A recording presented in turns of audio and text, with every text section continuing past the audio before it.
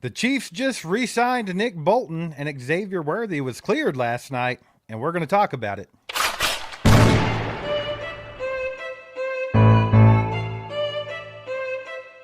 You're listening to All Chiefed Up. Good evening, Chiefs Kingdom. It's freaking Sunday, and Brett Veach never stops.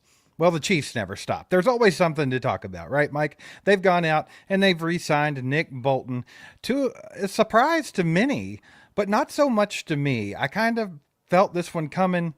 Every player on that defense will tell you that Spag's favorite player is Nick Bolton. He is the green dot. He is the quarterback of the defense, and he is the smartest player on the defense.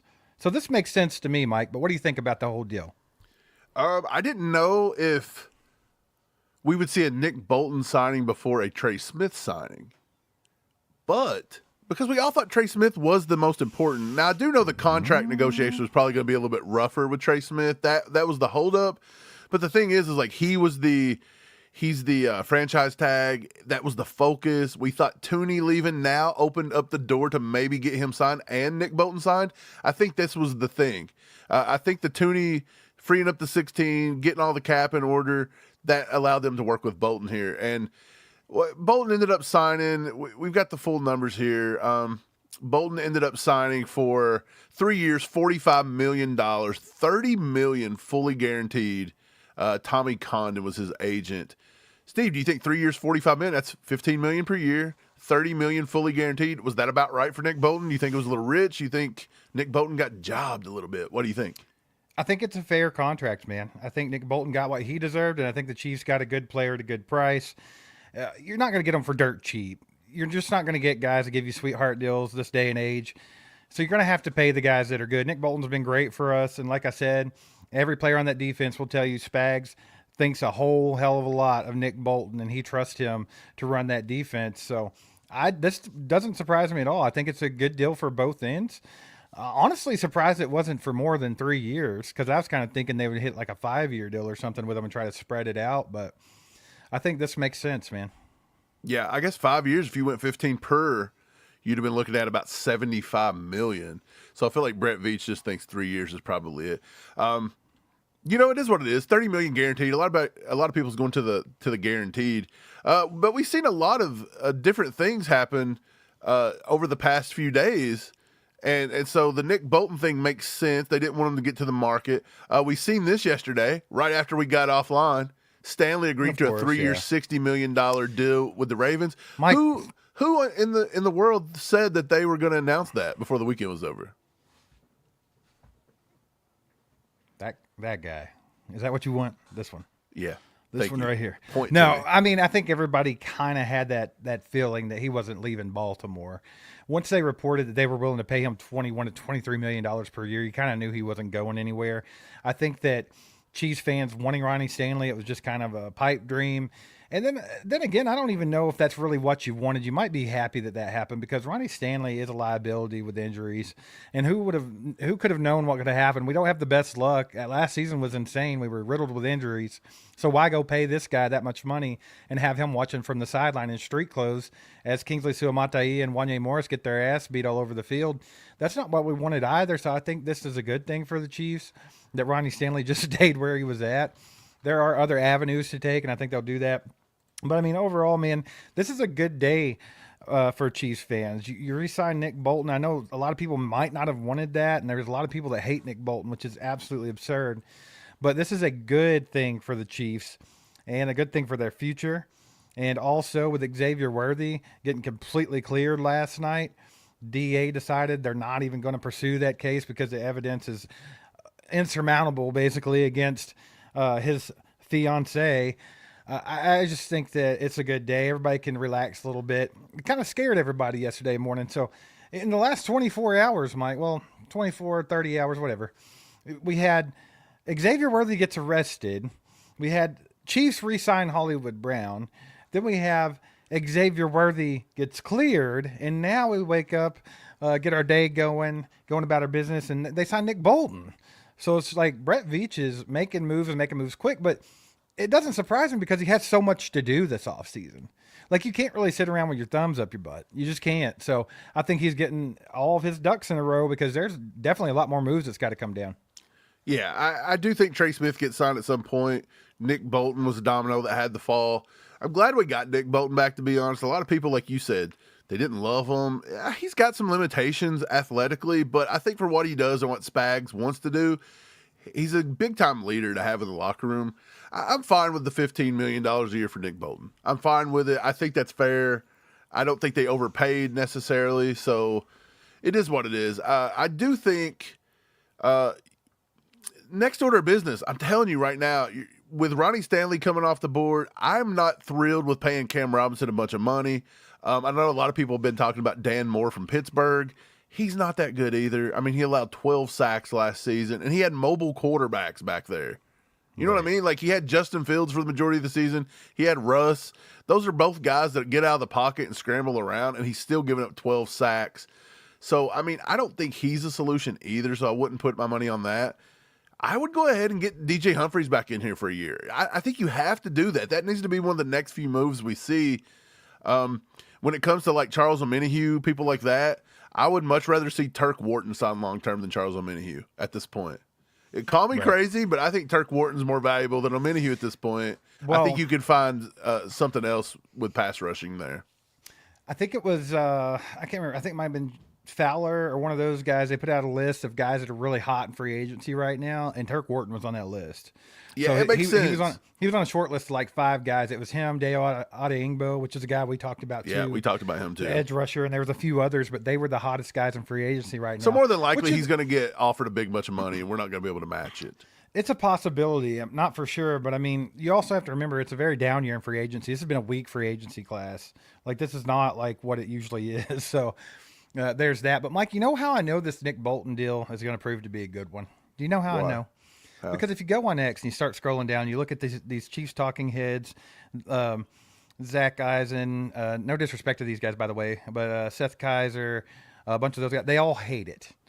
They all hate it, and they think it's terrible. So if they think it's terrible, it's usually the right move. And that's not me being disrespectful, but just from history. Steve, it's 100% it's disrespect. The right move. Own your disrespect. Own your disrespect. All right. They're wrong 99% of the time. Okay, that's all I'm going to say. It's constant. But, yeah, I mean, they're literally on here. There's a lot of people crying, not just them, just regular fans, whatever. Overpaying an average linebacker $50 million a year is bad business. Let's see, what else have we got? All you gotta do is just scroll a little bit. Zach Eisen, they traded away one of the best guards in football to pay a limited linebacker that can't guard a parked car. Shed a block. A 33-year-old. Hey, shed a block from a toddler or run. Okay, Zach Eisen's been a notorious Nick Bolton hater, which makes him a notorious slapnut. Pretty much everything this guy says is wrong, so I love it. I love it. I think it's going to be a good deal for the Chiefs. I think Nick Bolton's going to be a great player for years to come here, so I'm good with it. He fits Spags. If Spags and Brett Veach and Andy Reid think it's a good signing, I'm going to trust them over some guy on X that has no clue what he's talking about. Man, these dudes, let's be honest. Like, here's the thing, and once again, I'm not trying to be disrespectful. I'm really not, personally, because I don't know. On the disrespect. I don't know the guys, and they seem like they're nice guys, and I'm cool with them. It's whatever. But what it really boils down to, and I think, Mike, you get sick of it too, but you're looking at these dudes that have never played a snap of football in their entire freaking life. It's like they look like they know more about Dungeons and Dragons than they do the NFL, and they want to get on here and tell everybody exactly how everything is and how everything should be, and then everybody runs with what they say, and it's the most annoying thing in the world. You're fired up. It's just crazy. Like, the disrespect to Nick Bolton is completely unwarranted. The kid's been great for us ever since he got drafted here. First of all, they thought he was overdrafted. Everybody talks shit. And then all his entire career, no matter how good he's been, and how many times Spags has to get on there and tell you guys, hey, this guy's freaking the guy. Like, he's smart. I trust this one. This is the guy that runs our defense. They won't listen to even freaking Spags, bro. They're just like, he can't guard a part. Steve, like, shut they're the same up, ones wanting to fire Spags 2 years ago. What are you talking about? Yeah, dude, it's just unreal. Like, I'm sorry, but sometimes you get on, you start reading this stuff, and it's people like you and me that do and cover this kind of material, we read all this stuff every day, and it's the same freaking losers on here with the same freaking loser mentality. Steve, and whining I'm glad. And crying. Look, after all this, bro, I'm glad that they shun All Chiefed Up and they all act like we don't exist and they don't let us into the cool club. I'm glad we're not part of the good old boys club, you know? Man, I'll gladly be on the outskirts and the hated if I don't have to be lumped in with a bunch of non-football knowers. But it is what it is. Let's get back to the Xavier Worthy thing. I want to talk about that for just a little bit. A lot of people were mad yesterday. You guys owe him an apology, this or that. I don't know what anybody was hearing, but I think 10 times throughout yesterday's live, we said that we should let the process play out, and that we even talked about his girlfriend once again could have extorted him and that both sides need to play out, because if it really happened, he should be in trouble. And if she lied, she should get in trouble. Guess what? She should get in trouble over this. If this is true and they have all this info, and it looks like it is because the DA's like, look, we're not even going to pick up the case. I've never seen a case be arrested and dropped and the DA even make a statement after. It takes these guys 6 years to go to lunch. Like, how did they do this in a day? It must be overwhelming evidence in Xavier Worthy's favor. So my point is, this girl should get in trouble over this, because this chasing athletes and doing all this stuff has got to come. Like, you got to set a precedent. Mike, it's somehow. the norm. It's the norm. It's not just with athletes. It's in everyday life. It's regular people do this stuff. They're not going to do anything about it. They just won't. This is why it continues to happen. Exactly, and that's fine. It's whatever. At least he was able to prove himself innocent. I think what I read was the DA actually talked to a bunch of witnesses, and they might have even had some video evidence, and were just like, hey, this is ignorant. I'm not doing this. Which is why there's no case here. You say wait till it plays out a little bit. Right. But that's good news on Xavier Worthy. I seen where he had to get his hair cut. Well, yeah, she pulled it all out. If she pulled it out and he had to get his hair cut over that, that's ridiculous. If that's not really the reason, he just kind of wanted to be like, hey, I'm just going to get rid of this and let's go. If I'm reading reports, Patrick Mahomes are going business this year. If I'm reading reports that he had his hair pulled out and scratches on his face from this crazy lady, then I fully believe that he had a chunk of hair gone here and there, and he just had to cut it. Like, I don't think he just pulled a Mahomes, but maybe it's going to start a trend after Mahomes. And after Xavier Worthy, maybe the rest of you guys will clean it up a little bit. Yeah, maybe Kilson clean that mop up he had working this year. Hey, it's time for everybody to get the freaking high fade, okay? Dude, look, the mullet made a resurgence. You remember, like, you had the business in the front, party in the back. Now it's time for the high and tight. It's time to go for the high and tight. Just business 24/7. There's no time to party The Chiefs anymore. are going to go to a Yankees dress code and be like, you can have facial hair, you can have long hair. I think the Yankees relaxed that this year. They said something about the shaving rule might be over. You can have facial hair now as long as it's well kempt and it's not too ridiculous. What does that mean? Like, where do you draw the line at that? Like me and you would both be out, I guess. No, out, gone. You might have a very high and tight. Well, Mike, I cut like 5 inches off my beard. I don't know if you noticed. Who knows? Took like half of that bad boy off. Did you see another big signing today? Was the Browns re-signed back Myles Garrett? He wanted to get out of there. It was horrible, and it wasn't about money until it was about money. Is anybody going to realize that all these athletes are nothing but money chasers? There's not one guy out there that will take a good deal just to take a good deal. Like, they all say this, and then they all just want more money. It's not the 1990s anymore. In the 90s and 80s, you had loyalty to teams. Like, these players were loyal to their team. They hated other teams. They hated other teams' players. Now they just hate people that don't give them money. They want to get as much money as they can get, and they want to powwow with the opposition after the game and trade jerseys and kumbaya at midfield. It didn't used to be that way, but that's how it is now. So it really is. It's more of a game to them. How much money can they make? And I understand it to a certain extent. I mean, you're only going to get 10 years of football in if you're lucky, and you need to prepare yourself for the rest of your life. Go ahead and get that $1 billion. Yeah, that's the thing about it, though. When I do look at it from that perspective, and everybody's like, well, they got to get all the money they could get. I'm like, well, that's cool. Off one contract, they made enough money for probably 10 families to live off of for 2 lifetimes. What are we talking about here? They don't have to go crazy with it. So, I mean, it just is what it is. But I don't know. I really do like this one for Nick Bolton. I think he got what he deserved. I think it was fair. So I don't think that he took a sweetheart deal, and I also don't think the Chiefs overpaid. I think it's right where it should have been at. Okay. I like it. I'm down with the Nick Bolton. Again, the next few deals, here's what I want to see. I want to see DJ Humphries. I think I have to see that soon. Like, are you going to be a little disappointed if they don't go the DJ Humphries route and they kind of just want to go back to the draft again? I feel like you can't trust that, though. There's still a lot of people talking about Cam Robinson, bro. I don't see that one in the cards, but you never really know. Dude, Brett Veach will go out and just throw money at anybody, apparently, with Jawan Taylor at $80 million. So why not throw out $80 million to Cam Robinson, too? I just don't think Cam Robinson's as good as people think he is. Yeah, no, I don't feel like either. It's just a name. It's a recognizable name. I mean, let's be honest here. If you get Cam Robinson, you have Jawan Taylor over there, then you have 20% of the Jaguars' offensive line from a few years ago, and how great did that work out for them? So, I mean, maybe you might want to go look into that. That might have been in the year they were good. I don't know. I'm just talking here. Well, there's something to this because, look, if you look back at last week, Cam Robinson played weeks 1 through 7 with the Jaguars, right?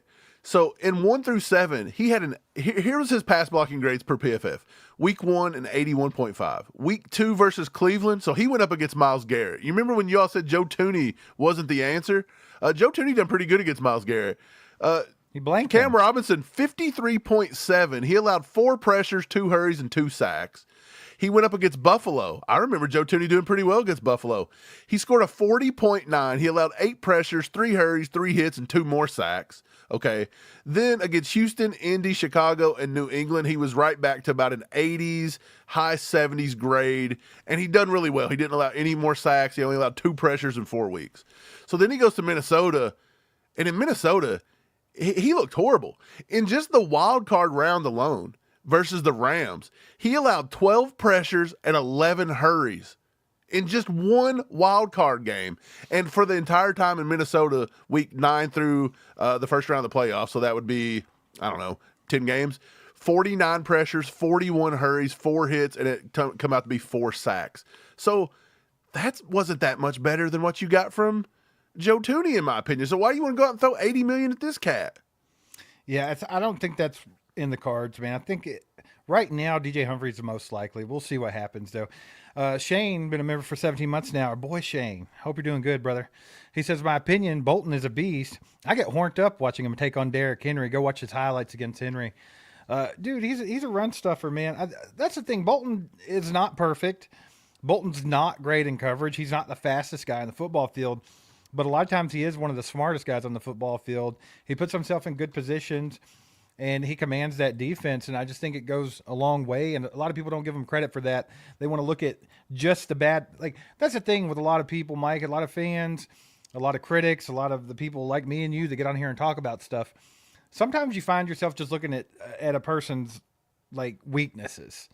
Like, you're going to pick out, well, he's not good at this, he's not good at that. But for everything that you say he's not good at, he's good at 10 other things.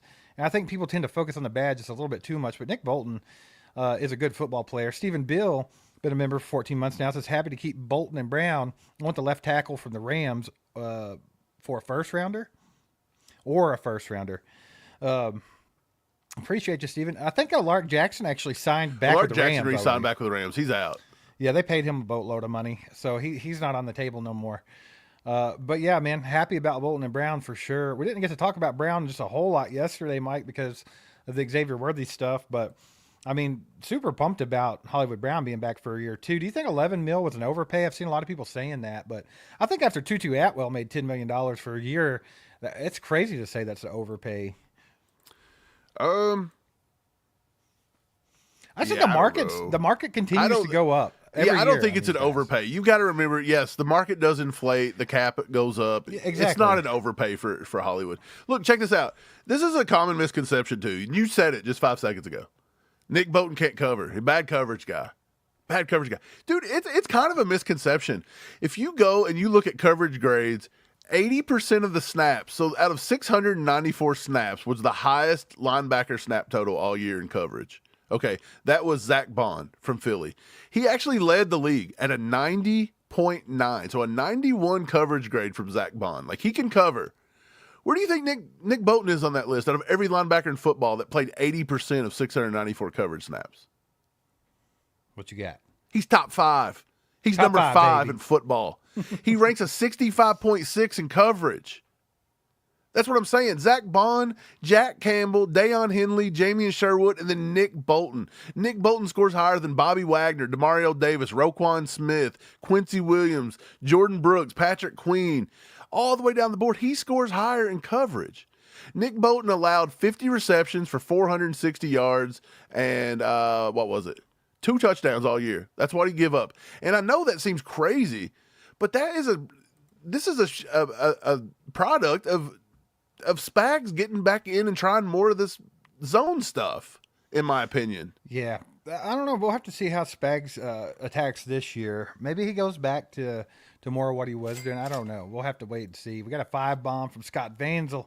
Says all these people crying about paying Bolton 15 per in his prime are the same people applauding them paying a washed Kelsey $19 million for 1 year. The same people that are crying about giving Joe Tooney, they wanted to give Tooney $16 million at 33, 34 years old and acting like a 4th-round pick's not anything.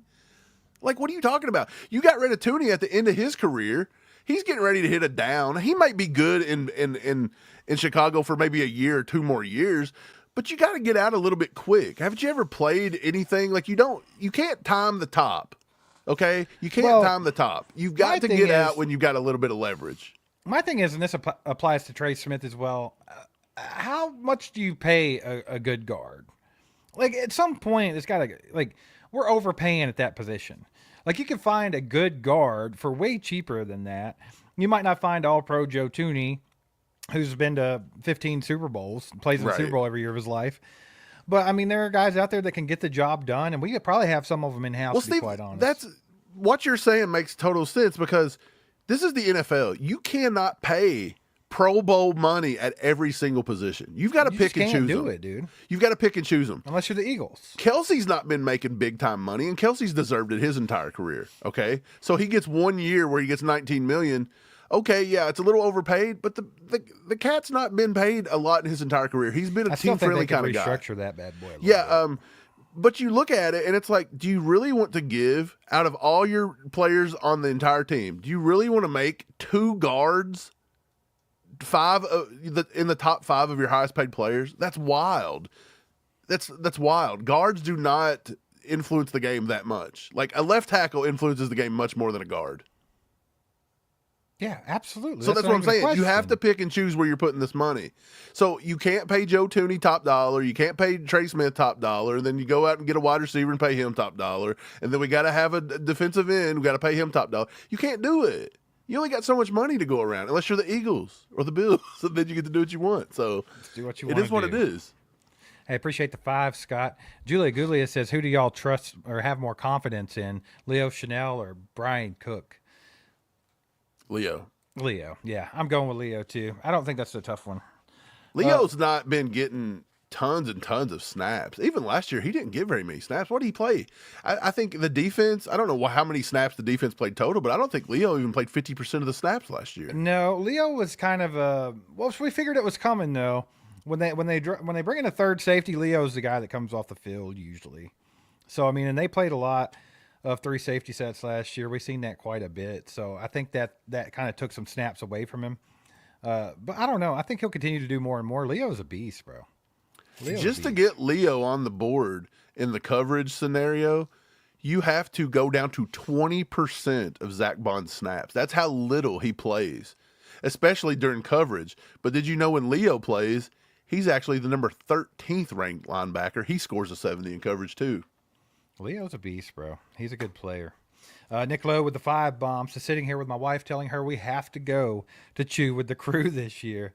Let's go, baby. We'd love to see you there. Tell you she doesn't have a choice. You know. Chew with the crew's fun, man. The wife, we've done it, what, 2 years now? Yeah, the wife gets to tell everybody what to do all year long. So for Chew with the Crew, it's you get your way, Nick. You get your way. Come on, Nick. Bring the wife. Yeah, man, we have fun there. I was just thinking about that the other day. We need to try to get it going for this year. We're going to come up with some stuff. We talked about maybe doing a second, like further north, but I don't know. We'll have to play that out, see what's going on. But yeah, we'll definitely do it again this year. We plan on going back to camp. It's always a good time. Yep. Stephen Bill with the 2 bombs says Josh Connerly Jr. is my pick for left tackle. He's a beast. I like him. He's good as far as what's available in the draft. Do I think that he could come in and plug and play at a tackle position in the NFL? I don't know. Left tackle, probably not. He might be more successful than Kingsley was. possibly, but I don't think he's not going to be like a top level left tackle. Don't have to worry about it type thing. I mean, these guys are taking a huge step from college to NFL. And we've heard it straight from offensive linemen's mouth right here on this show that the step from college to the NFL is a lot bigger than they expect. And it always kind of catches them off guard. So it's just hard to trust in a rookie at that position when we've had that much trouble at it over the last 6 years. Mike, I mean, it's literally been a carousel over there since freaking Eric Fisher. I feel like it's been 20 years ago when Eric Fisher played here. And we've not yet had a left tackle just solidly at that position for the entirety of Mahomes' career. So, I mean, to continue to keep trying to draft these guys and plug it in there and to see if it works, I don't think that's the answer. Obviously, you got to – I think drafting this cat that he's talking about right here would be a great idea if you sign DJ Humphries. Yeah. And you try to develop him. Connerly did pretty good at Oregon. In 2024, which was this past year, he had a 99 efficiency grade. He allowed 9 pressures, 2 hits, and a sack. That was it. So he was pretty serviceable at what he did. Like he only ranked number 12 out of everybody at 6'4", 315. Do you want to know? It very much surprised me. You know who ranked number 1 overall in pass blocking throughout the entire NCAA? The kid out of West Virginia, Wyatt Milam. 6 pressures is all he allowed all season. 6 pressures, 0 sacks. A 92.5 pass blocking grade out of West Virginia. Nobody is talking about Wyatt Milam. Why is that? Like, why is nobody talking about Wyatt Milam? It's insane. I don't know. Maybe you should look into it. But yeah, Steven also mentions that they just don't have the cap for a big-time left tackle. And that's another thing. I mean, the Chiefs have kind of got themselves in this position. And it's not necessarily like we always say they neglected the left tackle position or whatever, but I don't think they have. What? You found what? Wyatt Milam. Okay, so nobody's talking about him being a tackle. Now, look, I think he totally could. You got to think about this. He's 6'6" and a half, 313 pounds, and he played at West Virginia, which means he played pretty solid teams. But he's only got 32 and 1/8 inch arms. That's about 2 inches under the 34 inch. Got some T-Rex arms? He's got some T-Rex arms. But my point is, if you're playing in college at that high of a level that you give up 6 pressures all season, is it really that much? Or do you say, hey, man, he's got enough foot technique and quickness? Well, Mike, this is something I talked about the other day, and you yelled at me about it. Right, and I think it very well could be a thing. So I think that's why they're not looking at him. I think they're looking at him as a guard, maybe. But maybe he could be a nice left guard replacement if you didn't think Kingsley or them could do it. Well, replacing a left guard is going to be a hell of a lot easier than left tackle, and that's why I don't really scoff at the Joe Thuney trade. And the thing about Joe Thuney is I love him, and he was amazing, and I would love to still have him on the team. But the fact of the matter is, as much money as he was getting paid in the position that he plays, we were going to have to try to restructure him for like a third time anyway. Yeah. So why not go ahead and just move on? Just so we know, Josh Connerly has 33 and 1/2 inch arms. So he's a little short of the 34 inch. But you want to know what's funny? There is not a top 10 tackle in this draft with 34 plus arms. You got to get all the way down to Emory Jones from LSU, Cameron Williams from Texas, Charles Grant from William and Mary. And some people's got them. I think NFL Network's got them all rated like out of the top 10. Yeah. So I don't know if there is biometric 34-inch arm kind of tackles out there that Andy Reid and them love. Yeah, I don't know. Terry says you pay Bolton and pay Brown. Where is the left tackle to protect the best QB in the NFL? That's going to be a common sentiment from a lot of Chiefs fans. But where do you find it? There's 2 things that I want to say about it. And I feel the same way as you do, Terry. But at the same time, you have to look at two things. Number one, there's just not that many options. Like, no one's trying to give up a good left tackle. There's not that many. Yeah, nobody's trading one. Free agency's kind of trash as far as left tackle goes. And then the draft is not great when it comes to left tackle either. So, I mean, there's not a whole lot of options. So they have to be pretty crafty to figure this out this fast. And the sad truth is they might not figure it out this season. That's just the reality of it. Steve, which is the exact reason we've been saying you may have to just go with DJ Humphries. And I don't understand why they haven't done that this year, because he can play up to a Pro Bowl level. He can. And there's a big difference between Pro Bowl and All Pro. Keep that in mind. Pro Bowl's a fan voted. He can play up to that level. And so my opinion is I would rather take a shot on a guy that has been there before and maybe just the injury and getting back into football slowed him down a little bit this year, than just maybe taking a shot of a guy in the fourth round or third round and going back to do that again. And my second point, and this one probably could rub people the wrong way, but I don't think that the Chiefs themselves, as far as Brett Veach and management and even Andy Reid, think that left tackle is as big of a freaking problem as the fan base does. And that might blow somebody's mind, but Mike, they know damn well that the worst left tackle performance, the worst offensive line performance in the entirety of last season was the Super Bowl, right? That was the really big outlier where it was just ridiculous. And we all know why that happened. It wasn't because Joe Tooney sucked. It wasn't because Mike Caliendo sucks. No, it was because Andy Reid did not run the damn ball. He had the worst game plan on the planet, played right into the hands of Vic Fangio's defensive game plan. And they got to rush 4 guys the entirety of the game while they're up 3 scores. They didn't even have to blitz. They didn't have to respect a run. They didn't have to do nothing. So, I mean, it would be hard for any offensive line to stop that, let alone a patchwork one. So, yes, there is a problem at left tackle. I'm not saying there's not, and I'm not saying that they think there's not a problem at all. But I don't think that they think it's as astronomical as fans do. Like, I mean, I think it's important. I think they think it's important. But going back to your first rule, Steve, is I just don't know if there's anything out there. Like, who are you going to overpay? Like, if you're like, look, let's just go spend. Let's just put the money. Don't sign Bolton. Don't sign Hollywood. Let's just go spend $100 million on a left tackle this year. Let's fix it. Who's to give it to? We just talked about Cam Robinson. There's nobody there. They didn't even let Ronnie Stanley get to the market. That's how valuable these left tackles are. They would rather overpay a 31-year-old left tackle that's pretty good just to keep him than to have to deal with the left tackle problem. And we've just allowed ourselves into a left tackle problem. It's hard to get out of, isn't it? And it's hard to get out of. And we've seen this now for, I don't know, Patrick Mahomes' entire career. We've seen a left tackle problem, and it's took that long to get out of it, which is exactly why if you get to pick in the top 5 or top 6 and a cornerstone left tackle appears in the draft and it's a can't-miss kind of guy, kind of like the cat last year that the Chargers got, Joe Alt, you got to take him. You take him. Well, you have to think, and this is something else to think about, but I just literally said like 3 minutes ago that basically Patrick Mahomes' entire career so far, we're talking about 8 seasons in now, they've never had him a solid left tackle, ever. No. They've patched it up every year. So what makes you think that they're going to find one out of a magical cloud of dust this year to stick in there? It's going to be this long-term, shut-down, perfect tackle. It's not going to happen. I think if you want that tackle, the only thing you can just about do at this stage, you're not finding one in the draft. I mean, you can. It's not the end of the world. I think you find one to develop. Yeah, but you find one. But look, you could go to get like maybe Charles Grant from William and Mary, right? He fits the mold. 6'5", 311. He's a little tiny in the weight department, but he's got 34 and 3/4 inch arms. He's got all the metrics, but you still got to develop him, Steve. He's from William and Mary. Right. Let me ask you this.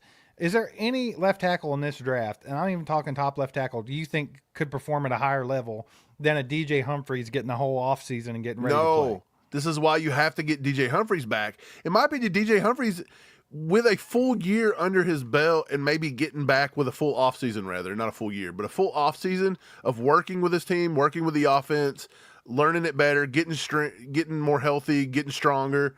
I think you got a better shot at hitting with just DJ Humphries than you do with pulling somebody in the draft. Because we kind of seen it with Kingsley last year. He was underdeveloped. He wasn't necessarily a left tackle. He had all the potential in the world. But even when it came to it, the nitty gritty, he couldn't get it done. He just couldn't do it. They had to go with Wanye, and then Wanye couldn't get it done. And so Joe Tooney slides out. He played left tackle in college. Joe Tooney's played left tackle before. And then when it came down to it, Joe Tooney even got exposed a little bit against really good pass rushers. So it's a special guy. The only way they're going to 100% fix it is you'd have to go out and find somebody proven. That's not on the free agency market this year, in my opinion. I don't think there's anybody there that's proven that I would give a big contract to. So you have to essentially go to a trade. And we've talked about this, Steve. Who is going to trade a cornerstone left tackle? Nobody. And the thing about it is we've even seen in the chat, the best available option right now, as far as free agency goes, is probably Cam Robinson. And just keep in mind, he's not very good. Why do we want a left tackle? We want a left tackle. We want somebody solid that can protect Patrick Mahomes' blind side. We don't want to deal with this and that. Cam Robinson, he played for the Jaguars and the Vikings last season. He allowed the most pressures in the entire NFL, combined regular season and postseason last year. The most in the freaking NFL. And that's the guy we want to jump and pay big money to? That's a hell of a stupid move. That's absolutely... He allowed 64 pressures total. He was number Brett one. Veach went and paid Cam Robinson a boatload of money right now after he put up the highest pressure rate in the entire NFL last year, that would be more dipshitty than signing Juwan Taylor for all that money, in my opinion. I mean, it's crazy. Yeah, Cam Robinson's overrated, guys. I know it's a big, recognizable name, but Steve, you're not lying. You're not lying. He had 685 pass block attempts. That's pretty high up there. 64 pressures, 49 hurries, 7 hits, and 8 sacks. That pretty much leads everybody. If you just go to sack total, he's number 6. He's tied for number 6 in sacks. He's number 1 overall in pressures. Hits, he's right at the top of the list in hits. He's right at the top of the list in hurries. He's number 1 in hurries, by the way. He's number 1 in pressure, number 1 in hurries, and number 5 in sacks. And you guys are wanting to throw him at $80 million a year, whatever that money is. I think Brent hit the nail on the head here, Mike. It's a problem. Everybody's standards are completely freaking low right now. Do you know who led the league in sacks last year? Dan Moore, the other name you keep hearing. Like this free agency class of tackles is atrocious. And this is why... It's butt cheeks. This is why the Ravens overpaid Ronnie Stanley to keep him there, because they didn't want to have to deal with it. You can't replace anybody. Yeah. There's nobody to replace with. It's not happening. So Brett Veach has got himself into a little bit of trouble here, is what he's done. Yeah. And he's been in trouble for weeks and months and years, and we're going on a decade now. He's been trying to get himself out of it, but there's just not many options. It's tough. Once you're there, you're there. Stephen Bill with the 2 bomb says, what tackle in the draft do you like to fall for us, Mike? If there was one that could fall to us that we could potentially develop in behind DJ Humphries, who do you want it to be? Right. Josh Simmons seems fine out of Ohio State. He dealt with an injury last year at 6'5", 317. His arms aren't the worst. They're 33 inches on the nose. So he's barely a little undersized in the arm game. A lot of people think Will Campbell was the clear-cut number 1 guy, but his arms checked in at 32 5/8. So a lot of people have now dropped him out of the top 10, top 15, and they're knocking him down to a guard. So, I mean, Will Campbell could be your Joe Tooney of the draft if people were to say that. Even Mimbu, Steve. People's pumping up Mimbu. Mimbu plays right tackle only. He basically played right tackle at Missouri, and his arm length's only 33 1/2. So even as big and strong as he is. A lot of people's mentioned Ariante Ursery out of Minnesota. He's a Kansas City guy, 6'6", 331. He's not that big with arm length either. I mean, as big as he is, 33-inch arms. So nobody's really got the main metric. To be honest, Connerly out of the top has the longest arms besides Kelvin Banks and Mimbu at 33 1/2. So if you went in the first round, you almost have to take a Connerly or a Josh Simmons. A lot of people saying Anthony Belton out of NC State. I think he may be moved down into a guard position. I really do. Wyatt Milam, that kid's good, but again, he may move down to a guard position. If you look at just straight tackle, man, I'm telling you, your best bet down the board could maybe be trying to develop a Charles Grant out of William & Mary or a Cam Williams out of Texas, which I've watched Cam Williams film, and he's pretty hit or miss. I just don't see a lot in the draft this year when it comes to tackle position. I hate to burst the bubbles, but I'm not seeing anybody that great. Like, I thought last year's tackle class swamps this tackle class. Not even close. Yeah. And we got what? We got a top 10 tackle last year. According to every draft analyst in the world had Kingsley Suamataia as a top 10. He was probably number 9 or number 10 on all their boards, but he was right at number 10. We got him at the end of the second round, got pretty good value on him, and then he's not even going to play. Like, he's more than likely going to a guard. So you've got to be – I mean, I've seen top 5 guys miss, Steve. Yeah. We've seen it here. We've drafted – I mean, we had to take Eric Fisher number 1 overall. That may have been the weakest number 1 overall pick that anybody's had to take in the last 2 decades. Unless you just done something stupid and pick something dumb. But when you look at that draft class, Eric Fisher was number 1 overall of Central Michigan, and he wasn't the greatest left tackle in the world. Right. So even when we get a top 5 pick, it was tough to hit on one. But, dude, Eric Fisher, you take him any day over these cats we got now. Absolutely. Well, appreciate you guys being here, by the way. Do us a favor, hit that like button for us. If you're watching on Facebook or X, make sure to share it out to your friends, family, followers, all that good stuff. If you guys could, take a minute out of your day sometime and share this channel with a friend, family member, whoever, somebody that likes the Chiefs. Let's get this thing growing a little bit. It's the off season. We got to get Chiefs Kingdom horned up a little bit, Mike. They're kind of hibernating, but we got to get them back out. All kinds of stuff's going on. Got all kinds of signings, all kinds of rumors. We got the draft coming up. It's an exciting time of year to be a football fan. So let's not be the casuals that only watch football when it kicks off in August or whatever. Let's do this thing. But Mike, while everybody's hitting that like button, I want to go ahead and tell everybody, get your questions and comments as well. We're just going to be here a little while longer.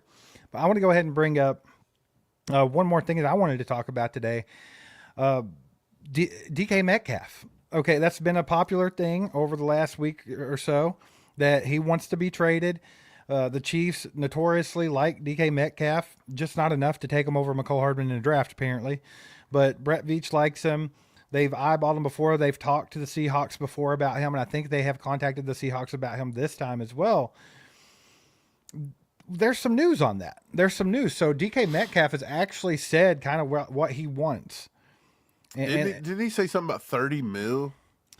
Okay, so he wants to be around that 30 million mark. So You're going to have to pay him. You're going to have to pay him. And is that high? Yes, for Chiefs paying a receiver, that's extremely high.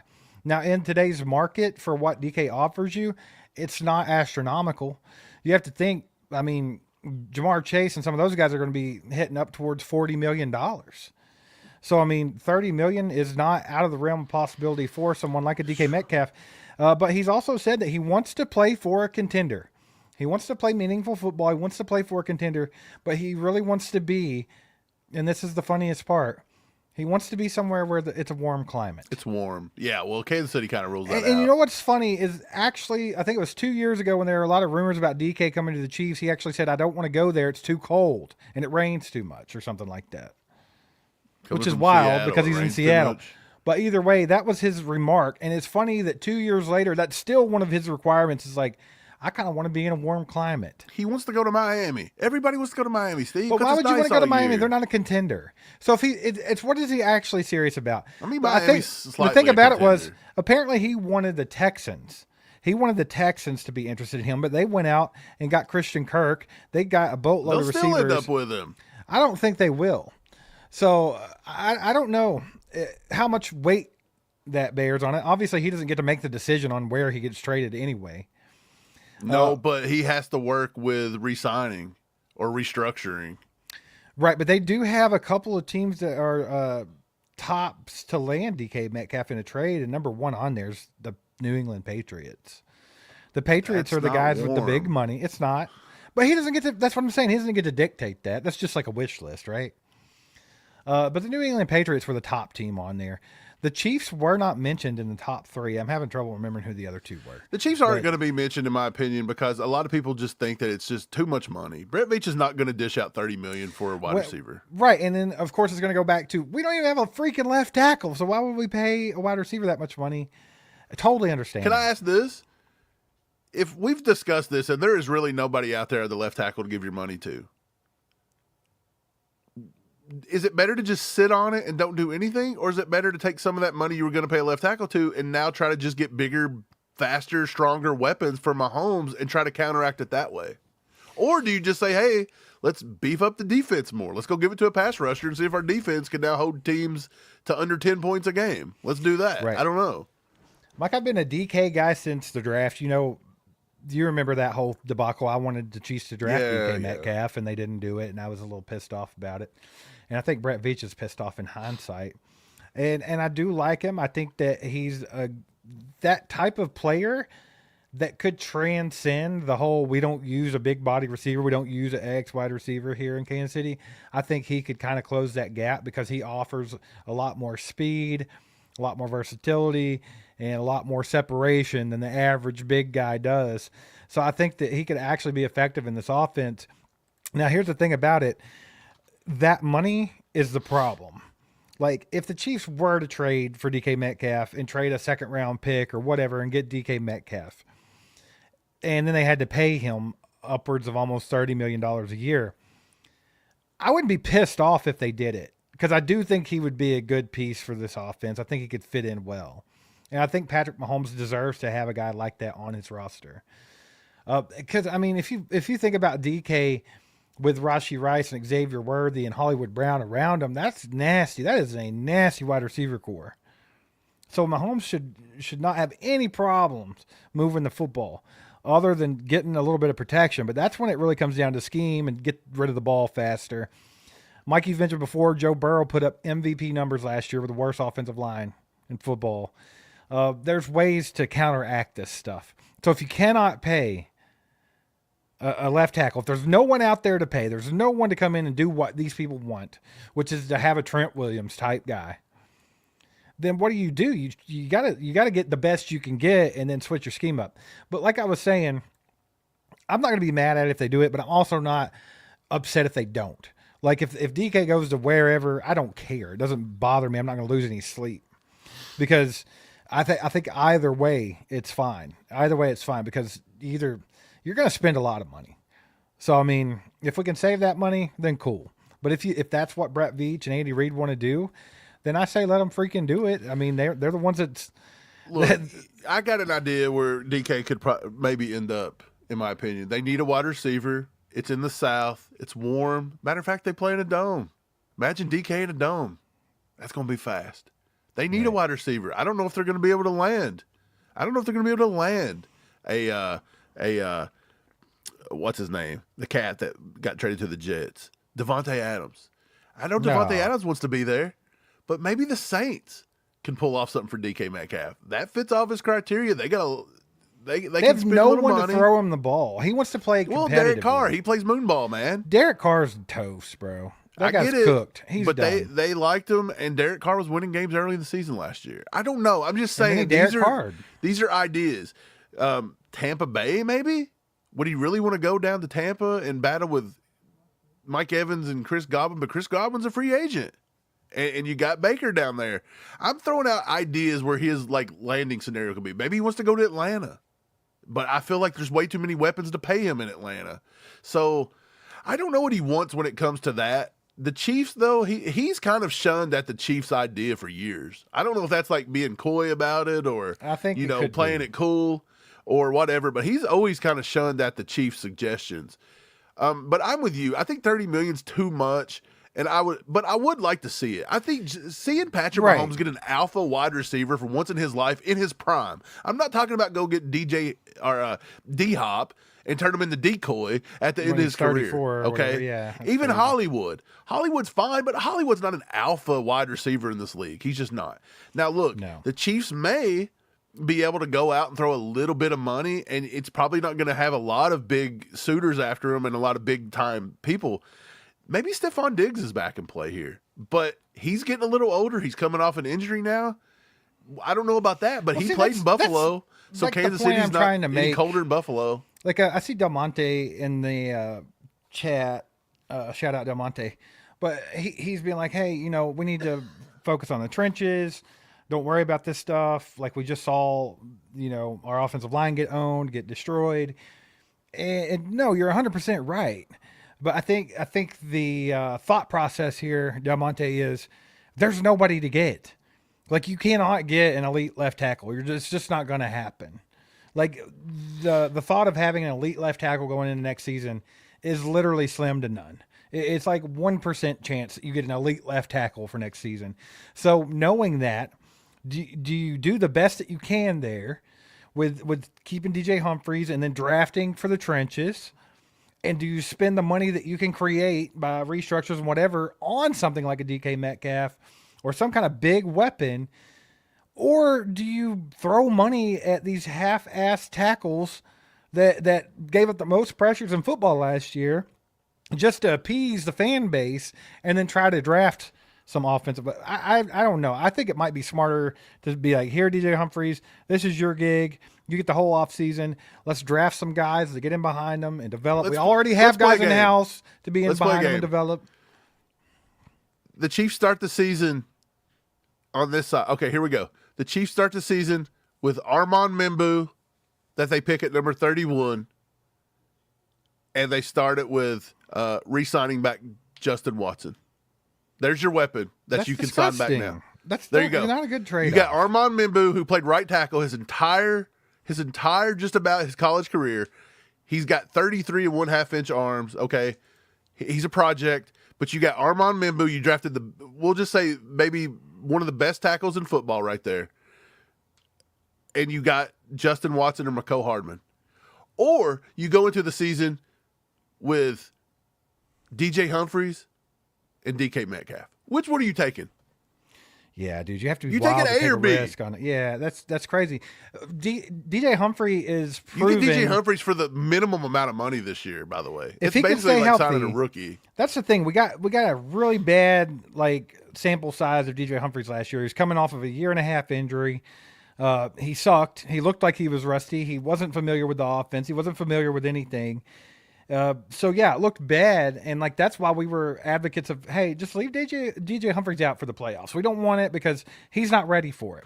But if you get an entire offseason, he is a guy, like you said, that's been at a Pro Bowl level before. So he's been there. He's got more And you're experience. getting him for relatively cheap.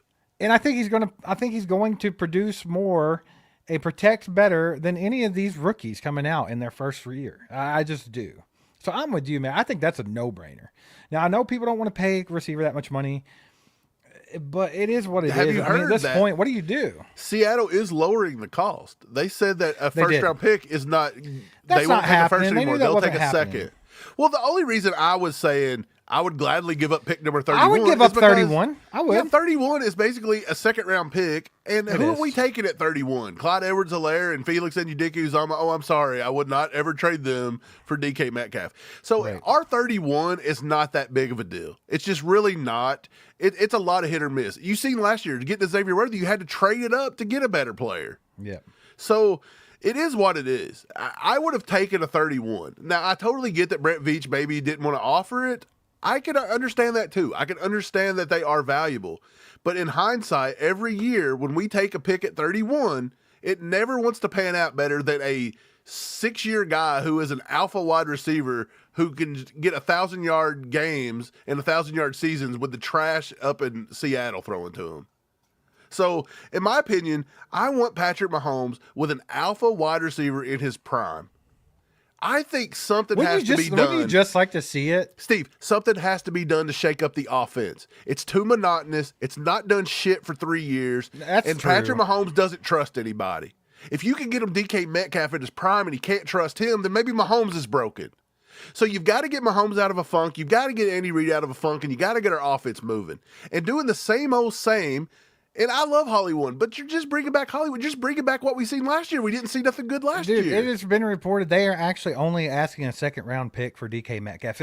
That's insanity. If considering you got that extra third now out of the corner from last year, Snead, you got an extra pick in the third out of him. Yeah, that's wild. Maybe they would take that third. I would be willing to bet you guys everything in my bank account right now that Brett Veach is on the phones trying to dig into that. I think you have to kick the tires on it. You and do. Again, DK Mike, I'm with you. You made a perfectly good point. This offense DK has been could stale. say $30 million, but he may sign for a little cheaper. This offense has been stale as shit.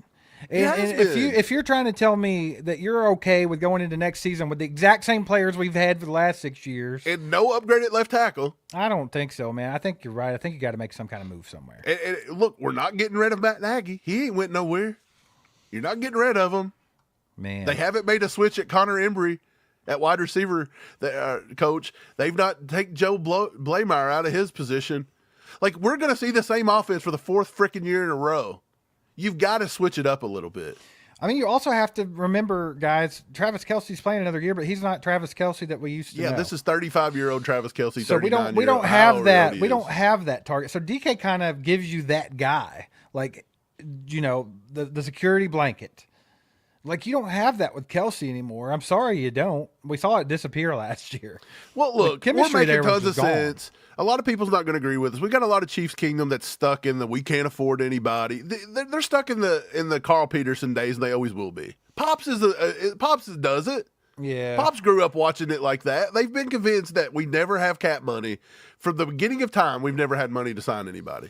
Yeah, for sure. So there's always going to be that way. But, Steve, we see it from a different perspective. And I think the definition of insanity is doing the same thing and not making any progress. And our offense has been the definition of insanity. I'm telling you this right now. If we watch this offseason, if we watch them do nothing and sign back McCole Hardman and Justin Watson, and we still get a plug-and-play left tackle, you're going to see the exact same shit you saw last year. I'm sorry, 100%. Yeah, and when we call it out all year, they're going to say, you're negative. Right, but and that's then the it's truth. going to hit us in the Super Bowl. Buck and Bob with the two. 2-bomb. Let's go, Buck and Bob. He says y'all working overtime this weekend. Much love. Man, Brett Beach Beach likes has to us. screw We up should our be on the weekends. freaking payroll, Steve. Yeah, we really should. It's kind of ridiculous. And like, believe it or not, we don't live by our computers. I mean, there's some people on YouTube that do, but we don't. So, I mean, there's a lot of stuff going on. We work real jobs. Well, I do. Families, all kinds of stuff going on. Do you know that someone, Mike, I'm going to bring this up on here because I hope he's watching. I don't remember what his name was. But he actually said, if you all had the nerve to get on and report the Xavier Worthy news from yesterday morning, you need to get on here right now and tell everybody that he's been cleared. And this was a comment from last night. And I'm sitting there thinking, I'm like, who is this guy? And who the hell does he think he is trying to tell me when I'm going to release content on my YouTube channel? Stay in your effing lane, bro. Like, I'm sorry, you're not. That's what we're not going to do here. We like everyone that watches this channel. We love interacting with you guys. And you guys are amazing. And we let you kind of run things. Sometimes we'll just read through the comments. We love seeing your opinions. But one thing we're not going to do here is have some random dude telling me what I'm going to do with my life. That's not happening. That happens a lot, Steve. It's not happening. There was Go a to guy hell. yesterday that told us he liked our channel, but we should never say the word slapnut. Well, he's a slap nut. Slapnut. It's all there is to it. Like, what are you talking about? Like, who gives people... Steve, I don't go to McDonald's and look at the drive-thru person and be like, I really like what you're doing here, but maybe you should ask for something differently. Like, who has the nerve? There might be some dorks on here that you can bully around like that, but you're at the wrong channel, MFer. Wrong channel. We don't care. We don't care if you like us. Look, we're going to stick by our DK Metcalf love. I think he can change the game for us, you know? And I'm going to stick by my plan with DJ Humphries, too. Stephen Bill showing out today. Stephen Bill, we appreciate you, brother. 5-bomb says, what if someone wants to trade up from late second or third and get an extra first next year and other picks? This year could be a great year to fall back. I think falling out of the first round this year is perfect. Yeah, a lot of people don't want to hear that, Stephen Bill, but that's not a bad idea. No, if you can get out of your first round and get back into the top 10 of the second round and pick up extra picks, I'm all for it because I think the value at wide receiver is setting in the second round. I think value at tackle could maybe be setting in the second round. I think value on the defense is setting in the second, third rounds. So the more you can pick up top 100 picks and move out of number 31, I'm all for it. I think number 31 is no man's land. It always is. When we set and take, who do we get, Steve? Clyde Edwards-Helaire. We get Felix and you kind of get guys that you have to continue to develop, and they're hit or miss. The only reason we got Worthy is because we lost draft capital coming up higher. So that's what I'm saying. At 31, it's no man's land. That's why I would have traded it for DK Metcalf. I'm sorry. If you would have said 31, I will trade that all day long, every day for DK Metcalf. And now that it's a second rounder, if we can trade our freaking... well, this is the thing. This could actually... We just got Christian Kirk for a 7th round pick. But listen, here's the What thing. in the hell happened? Here's the thing. You mentioned you would trade the 31 pick for DK, right? I would. You mentioned that. Is it rich? Maybe. But I would don't care. too. I would too. Just going to go ahead and say that. Yes, Peter Ortiz, Worthy's completely cleared right now. All good, brother. But they're only wanting a second round pick for DK now. They're like, hey, we'll take a second rounder. So does that give the Chiefs the advantage in this? Because they can be like, you know what? We'll give you our first round pick. I was going to say, because our second round pick is now essentially a third. Our first round pick is a second round pick. Yes. So do we have a little bit of advantage where Brett Veach should call and be like, you know what? These guys want to give you a second. I'll give you my first round pick. Let's just get this thing done. Let's get this done. Like, that's a huge advantage. So I don't think for a second, guys. It's a huge advantage because, Steve, let's just, okay, look. Who could you possibly get at number 31 in this draft? Everybody's wanting a left tackle. Who's going to be there at 31? You're going to have Josh Simmons out of Ohio State, maybe, that's coming off of an injury, that's never played a snap in the NFL, so you don't know what he looks like. And then maybe Josh Connerly out of Oregon. Again, pretty solid. But are you going to take Josh Connerly or Josh Simmons? Are you going to take either of them over DK Metcalf, a proven 7-year starter in this league, an alpha wide receiver that is Pro Bowl, All-Pro? Never played with a quarterback like Patrick Mahomes, and never even sniffed a quarterback like Patrick Mahomes. Mike, he, for all intents and purposes, has been a 1,000-yard receiver every year of his career with Geno freaking Smith as his quarterback. And now he could come in to a system with Hollywood Brown, Travis Kelce, Rashee Rice, and Xavier Worthy. My God, even if the left tackle doesn't exist. This is what I was talking about earlier. Even if you don't have a left tackle, just get the ball out quick and go. Mike, you know already. That's what I was talking about earlier. You know already, no matter what you do, you're not getting a top-level left tackle. You're just not there. So either way, you're looking at a mid left tackle, more than likely. And that's not throwing shade, but like DJ Humphrey, I think right now at his best, probably with the highest upside. Right, so that's what you do. You get somebody going behind them in the draft, right, and keep developing. You got other guys that can keep developing. You got Kingsley, you got Wanye, you got guys that can develop. So you keep working on the development of those guys. Mike, if you have to, Mike, if Andy Reid and his infinite offensive wisdom can't figure out that if our left tackle is not exactly up to par, we don't have that. We need to get rid of the ball faster in this scheme. And we have all these weapons on the football field. If say they, hypothetically, they get DK Metcalf, and you got DK freaking Metcalf, Hollywood Brown, Rashee Rice, Xavier Worthy, we could run 4 wideouts that would absolutely blow the mind. Do you realize if you look at all 4 of those wideouts, the slowest one you got on the field is Rashee Rice, who runs a 4.5, because DK runs a 4.3. Hollywood's a 4.2 guy. Xavier Worthy's a 4.2 guy. If you have that on the field, and Andy Reid, with all of his infinite wisdom of offensive football, can't figure out that, hey, I just need to get the ball into the hands of those guys faster. Just a little bit faster. Steve, you're asking for a lot because his Super Bowl game plan was to hang on to the ball longer and throw it deep. Hey, Patrick, go back there and run in a circle and see how many times you could get sacked. It doesn't make sense. But yeah, there's a big glitch in the Super Bowl last year. It almost felt like Andy and them took a dive, so the NFL would get the heat off of them. It almost felt a little fake, but I mean, it almost felt a little WWE action. Dude, it did, and it's funny, and it's not saying that that's actually scripted or it's fake. That's how bad they were. Like, that's how stupid like that, the game plan was. When Mahomes in the second half lost to the Bengals 4 years ago, it felt fake. Because of how bad he plays. When he's bad, he is bad. We got 5 gifted memberships from our boy Peter Ortiz, baby. Let's go, Peter. Let's freaking go. Appreciate you, brother. If you get one of those, thank him in the chat. Also, throw some legendaries in the chat for Peter. He's a freaking legend around here. And then we got Bart, been a member for 1 month. He says, love you guys. Appreciate your candor. Appreciate you, Bart. Thanks for the gas, brother. Mike, Stephen Bill's still showing out here with a 2 bomb. Says, give them a second and trade the first to fall back. If you could pull that off, great. But I think we'd have trouble trading our second because, like Mike said, it's essentially a 3rd-round pick. Then we have 2 3rd-round picks. What? But wait. Maybe you take Steven's idea and you say on draft day, if he hasn't been traded yet, you trade back into the 2nd round. Then you give them their 2nd-round pick for DK. And so we don't even get a pick in the 1st round. And then our first pick would be 64. And we give the trade back pick to the Seattle Seahawks for DK Metcalf. That's how you could combine the two. I think it's a perfect play. I love that idea, actually. That Something idea says is he'll great, be gone. but he's going to be gone before the draft.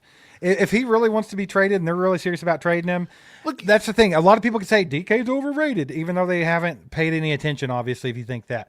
Or he's a prima donna. We don't want him. He's a bad attitude. He don't want to be here. Whatever it might be, it doesn't freaking matter. Somebody out there wants his ass. He's a high priority guy. Yeah, for sure. For sure, man. Appreciate the 2, Steve. And then P. Swizzle with the 5 bombs, says Mike Steve. ACU with this Bolton signing, is a free agent left tackle less likely now?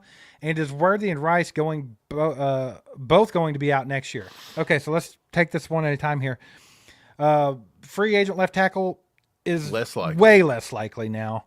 And I think it's because, honestly, I think that Nick Bolton signing could be because, you know, Ronnie Stanley went. I think there's nobody to throw money at. The writing's on the wall here. Like, you're not getting a good free agent left tackle. It's just not happening, so figure something else out.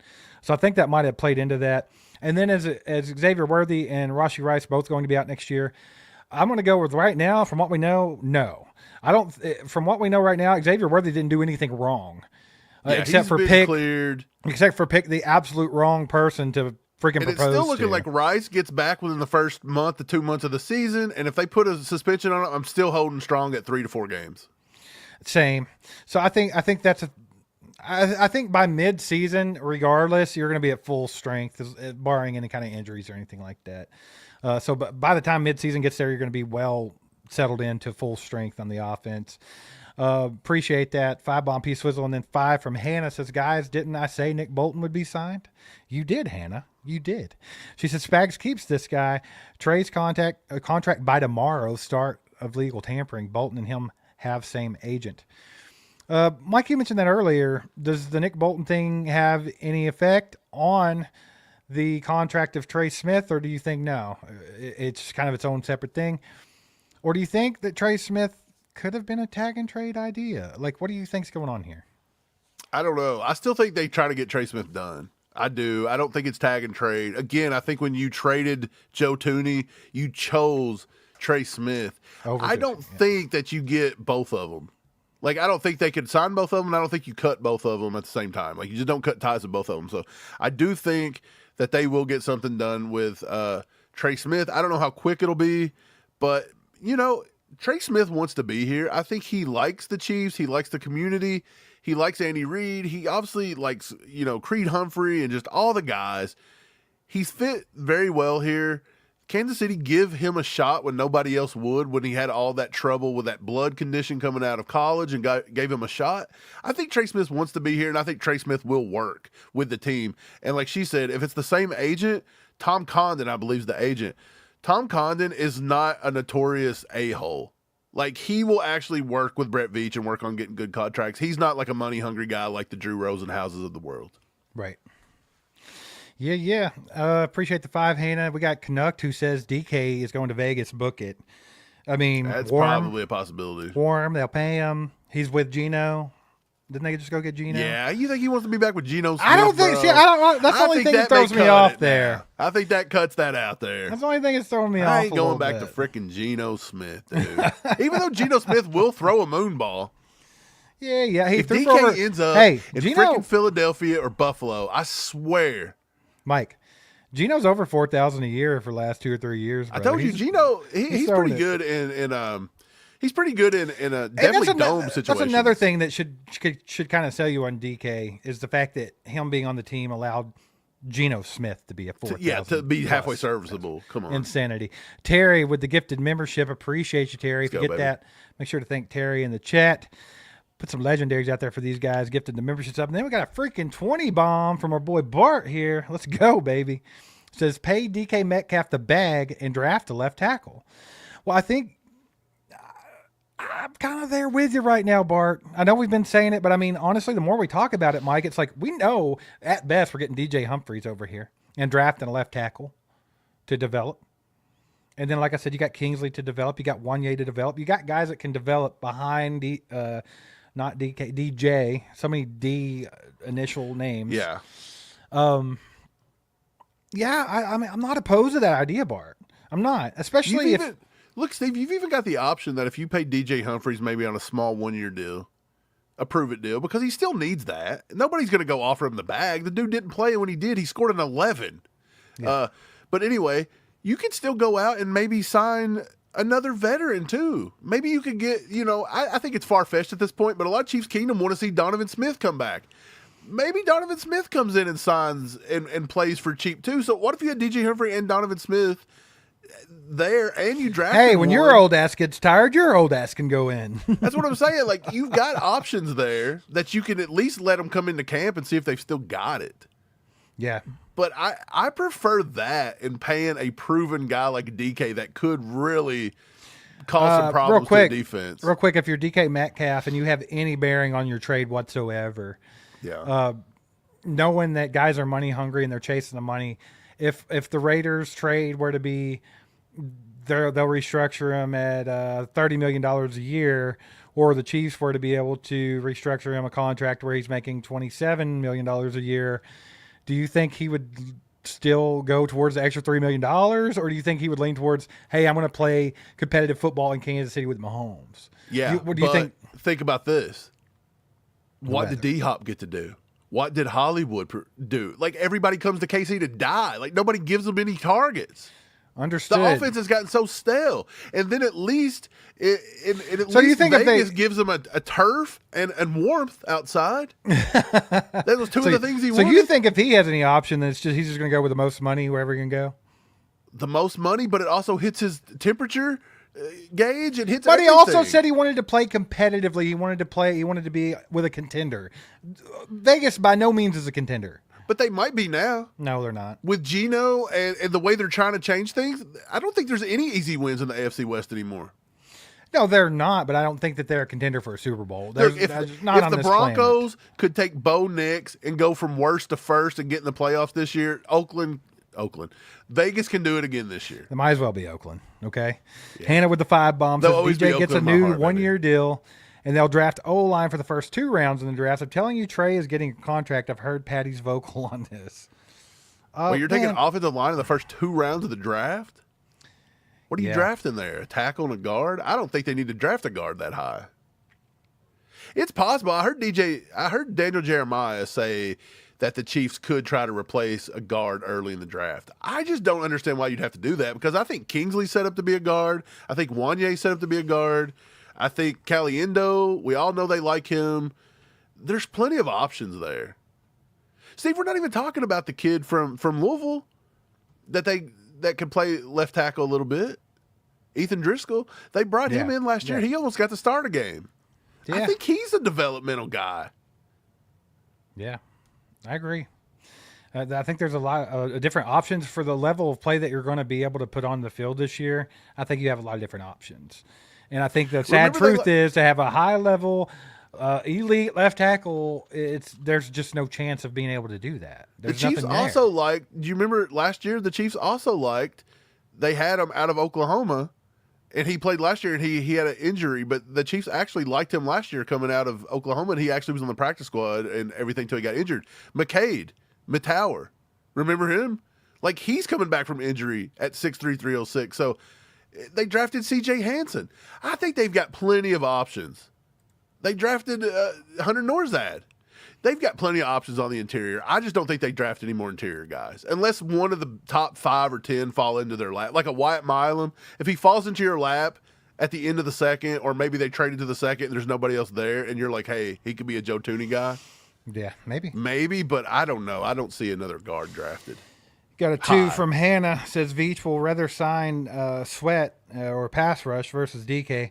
I don't think so. Honestly, don't. Veach has proven so far that he's not willing to really. They don't do a whole lot. We haven't done jack crap on the Chris pass Jones. rush. They drafted George Karlaftis. They went and got Josh Uche, who never played. Yeah, really. the Uche, the Cam Thomas. Yeah. That was kind of Charles fell flat. O'Menihue. I did read that Charles O'Menihue is wanting a ridiculous amount of money, who told you that We was gonna said happen? that was happening. So, I mean, the likelihood right now of Charles O'Menihue being back is not good because he thinks he's worth just ridiculous. He thinks he's TJ Watt. Metcalf worthy. Yeah, I don't know. I don't know what he's thinking. So that one's going to be a tough one. I don't know. Hannah, like Mike would love to see him invest in edge rusher. He's been talking about it for 2 years now, but Honestly, I think edge rusher at the end of the first is a better priority. Felix looked a little better, but I do believe you get down into like James Pierce Jr. if he were to fall down at the end of the first, that's the possibility. You've got guys like Princely, Uman Milan out of Ole Miss. They've already met with him. I think it was even before the combine they met with him. I think you could find edge rusher here a lot faster than you could find left tackle and things like that, in my opinion. So the Chiefs take another edge rusher at the back end of the first or the top of the second if they can get out of it, and take a wide receiver at the end of the second or something like that, and then start working on line or something. I don't know what their plans are, to be honest. Stephen Bill with another 2 says first round is corner or edge if they go D. Corner is another position. But he wants them to go left tackle. I wouldn't be surprised to see them take some guys that you're not expecting or some positions that you're not expecting, because I mentioned this on a few live streams ago, Mike, but I think what a lot of people don't understand is if you go into the draft with an idea you have to have this certain position, you're going to draft like shit. Yeah. It's never going to work out in your favor. And I think that most teams, especially the Chiefs and Brett Veach, they are all about the value. They're all about good football players, not the specific position. So when they get to pick 31, if they still have it, they don't trade it away, they're going to take the best player on the board. It doesn't matter if it's Luther Burden. It doesn't matter if it's one of the offensive linemen. It doesn't matter who it is. If they're the best player, if they're the top player on the Chiefs board, on their big board, that's who they're going to draft. Yeah, anybody minus a quarterback is in play. And Steve, I think corner's a very good one. A lot of people are missing. But you're There's some going to good have corners out there too. You've got Josh Williams. You've got Jalen Watson. You know what I mean? Like they're all starting to come up on some contracts too. And so far, for some reason, Spags just isn't feeling it. So I think they're going to try to get McDuffie going. It wouldn't surprise me if they didn't try to get back Jalen Watson. But I really think that they're not committed to Joshua Williams. I think they're not committed to maybe Nazi at this point. Like last year might have been a turning point in the Nazi, the experiment they ran there. But yeah, this year, I mean, you've got Will Johnson out of Michigan. You've got Thomas out of FSU. Sade Barron out of Texas ran like you wouldn't believe. Maxwell Hairston out of UK, man, put himself into a top 30 pick now. Yeah. So you may get somebody like that. I mean, they met with Trey Amos out of Ole Miss. That kid's good. You got Darian Porter out of Iowa State. There are plenty of options there. I believe this could be a year that they take a corner in the first few rounds again. Like that could be a strong possibility. Very much could be. We got Hannah with the 2, says Turk Wharton is also going to get money in the free agency. I mentioned that earlier, Hannah. They said he's one of the top 5 hottest free agents right now. People like what they see from him. He had a great year last year. Low key. It wasn't anything like he wasn't, jumping off the screen at people, but he had a great season. So Turk Wharton's probably going to get a bag somewhere. I don't know if we'll be able to pay him or not, honestly. We'll see. Could you see there be some kind of like Mike Dana deal for Turk Wharton? What's the Will Ferrell character in Zoolander? He's so hot right now. Yeah. I can't. What was Turk. his name? Bugatti or something like that? Magatu. He's so hot He's right so now. hot right now. That Turk Wharton, he's so hot right now. Mike, we got a 5 from our boy Peter. Says, how about a middle linebacker? Don't we need help in the middle? I think linebackers not out of the question. Now that they've re-signed Nick Bolton, I don't think it's going to be a top priority because they still have, of course, Drew and Leo, and there's some other guys still kind of in the pipeline there. Yeah. So I don't know, but I mean, there are some, like Brett Veach even mentioned, there's a lot of good linebackers in this draft. So don't think that they won't do it. Like I said, if they're top on their board when they get to that pick, I don't think they care that much about the position. Steven with the 2 bombs says, I think corner due to injuries last year.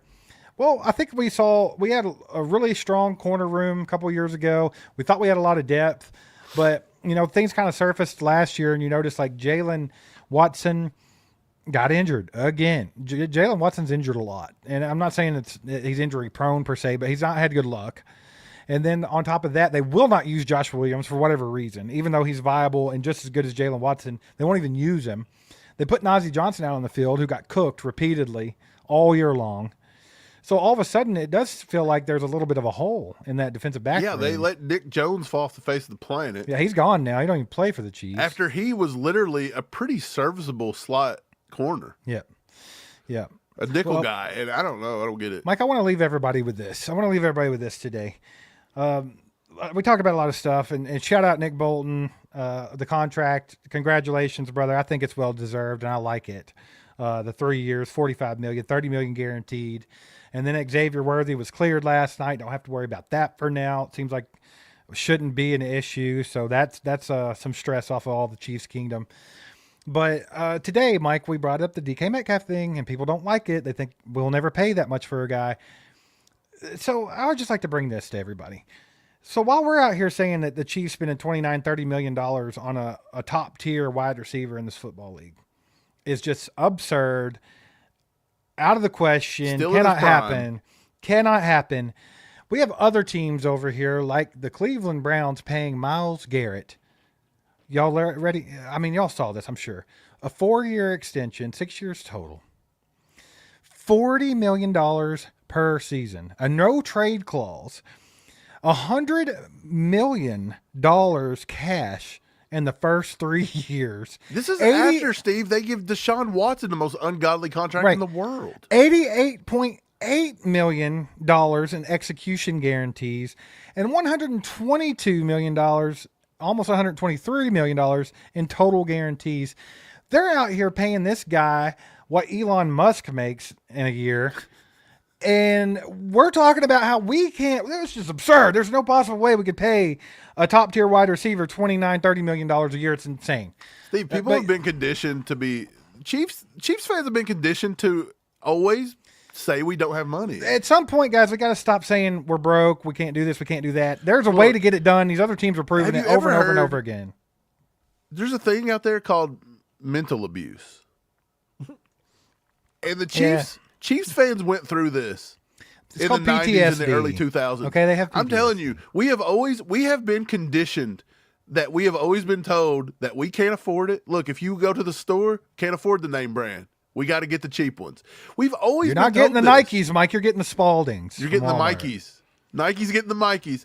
Look, you're not getting, like, we have been conditioned this, and there's a big chunk of our fan base that just die on this hill every year that we never have money and they can't work everybody in football can work a salary cap, but the Chiefs apparently. Like, we don't pay anybody that knows how to manipulate But we know that cap. Brett Veach can do it. We were in the hole that one year and the did Chiefs all kinds choose of not stuff. to do it. That's your difference. It's not that they can't. They Clark just choose Hunt's not got to pull that sometimes. little pocketbook out every once in a while. He's making billions of dollars now that the Chiefs are as good and as popular as they are. So he's going to have to start paying up a little bit. He's going to start looking a little stingy. Well, this comes after the fact that they complain about our facilities every year. They Right. complain about this. Clark, they can't get a my man, stadium deal done. love you, Clark. Everybody that didn't want that tax in KC, congratulations. You guys are going to lose that to Kansas very soon. So Yeah, I hope you're that's happy true. saving that $12 a year. It's going to be fun. Go ahead and demolish Arrowhead, my lifelong happy place, the mecca of everything in the world. Go ahead and just tear that down, move it to Kansas because nobody wanted to pay $12 in taxes. Appreciate that. Meanwhile, we'll tax everything under the sun. If you fart, they'll tax it. So yeah, let's go ahead and just pull that out. Congrats. It's wild. It's looking real good here over the next 10 years for the Chiefs. Hannah with the 5 says Zadarius Smith released by the Lions. Please, Kingdom fans, don't start with bring him to KC. Pay Wharton instead. You'll see it. You'll see it. Zadarius Smith's been on the Chiefs Smith, old radar, or people think he has been for the last couple of years. So I'm sure you'll see it from here and there. And sometimes like these guys and some, that do Chiefs content and people like us, we have to cover stories like that. And it's like, we don't necessarily believe them or we don't think it's a thing, but it's what fans are talking about and it's a relevant topic and you have to talk about it. So don't be surprised if you don't see that come up. It'll come up from somewhere, somehow. Yeah, I mean, he's 32 years old. DK is 6 years younger and we don't want to pay him. So I'm not paying Zadarius Smith anything that he thinks he's worth. Which he said, don't forget that the Chargers released Bosa. I saw that they're already trying to work out a deal in San Francisco for him to play with his brother. Imagine that in defensive end tandem. So where are they going? Bosa They're both going to San Francisco or they're both going to L.A.? No, the Chargers released Joey Bosa. Francisco. Okay. Yeah. Yeah, so like, can you imagine the Bosa brother combo? That might be pretty good, actually. That's a pretty hell of a insane, defensive dude. end. Yeah, that's wild. I mean, Nick Bosa's obviously better than Joey, but Joey's not a scrub. He just stays hurt a lot. If he could stay healthy, he's good too. And that nose, though. Whew, all that money he makes, and he allows that big schnoz to stay on his face. I don't like it. Dude, Zadarius Sticks out of Smith's his last helmet. contract. He looks like the freaking guy from Despicable Me. Yeah. Zadarius Smith's last contract, 2 years, $23 million. With $12 million guaranteed. That's insane. And he's going to want that same amount of money. I'm never paying that in KC for him. Bart, don't you wish this on anybody? Don't you even joke of it? This is like Voldemort. Don't mention Todd Haley. Hate him. Hate him. Hey, you know what? Todd Haley, not only was he the worst coach in Chiefs history, not only do I dislike him more than anyone that's ever had anything Chiefs, like a Chiefs logo on them, counting fans, but he had Nick Sirianni and his coaching staff. Yeah, he had Nick Sirianni, and Matt Castle calls better offensive plays. Okay, that's what we've learned. We don't mention him around here, Bart. We don't talk about Todd Haley. He who shall not be named. Oh man, Canuck, there's no way Romeo was worse than Todd Haley. I'm sorry. I don't know. Romeo Crennel was pretty bad. He was bad, but he's not that bad. At least he was more likable. At least you didn't want to punch Romeo Crennel in the face more every time you likable. saw him. Yeah. The Chiefs went through a very weird phase That was rough, man. with Romeo Crennel. And That's Todd where that Haley. PTSD comes in. A lot of that comes in from there. Guys, we appreciate you being here today. Thanks for hanging out with us. A little impromptu live stream. Shout out Nick Bolton, baby. He's back. 3 more years with the Kansas City Chiefs. Gotta love it. Also, Xavier Worthy cleared. Everybody stopped talking about Xavier Worthy being arrested now. Bills fans took another L because they were celebrating that one hard, man. Celebrating it hard, and then all of a sudden it crumbled. I think that's why it crumbled in the same day because Hey, Buffalo fans caught on. Before we and go, they're a bunch of notorious losers. live footage of Steve Spagnuolo watching Nick Bolton walk back into the meeting room. He said, "There he is. There he is. There he is. Dude, you know what's funny? I got it back, bub." We played that yesterday just making fun of the Rasheed Rice, Xavier Worthy thing. Somebody commented, they was like, that's not Rasheed Rice. Of no, course. what gave it away? What, Was that Tom Brady? what gave it away? Somebody was like, that was Tom Brady, not Rasheed. What is wrong with you people? Hey, real quick, got to get to these. Stephen Bill with a 2-bomb says how much cap is made in the next 15 hours. They've got to do some stuff. They got to do some things. There's some restructures to get done. So I do expect to see some of that coming up. I wouldn't be surprised if we don't log off and within 2 hours you've got another announcement. Something will come up. Something will come up. You know it will be. Hannah with a 2 says Kareem Hunt comes back in on a vet deal and running back drafted. That's a Steve, that's a we're big going to be talking about possibility. running backs this week. One of our lives Yes, this week, yes. we're going to be ranking our running backs. So congrats Be on on the that. lookout for You're gonna that. Stick around and see that one. Be on the lookout for that. Chief Kelsey makes a good point. They have to be under the cap by Wednesday. They have to be. So they're going to have to work some things out. There's going to be more news flowing down the stream here. And we'll be back. Hit that subscribe button if you haven't subscribed yet. Hit the notification bell. We can keep you up to date on this stuff. You'll probably find out faster than we can get on here and tell you about it. But either way, we'll get on here and talk about it. Give you our thoughts for what that's worth. But appreciate you guys. Hit that like button on the way out if you haven't already. And like I said, keep your eye out. There's going to be more news to come.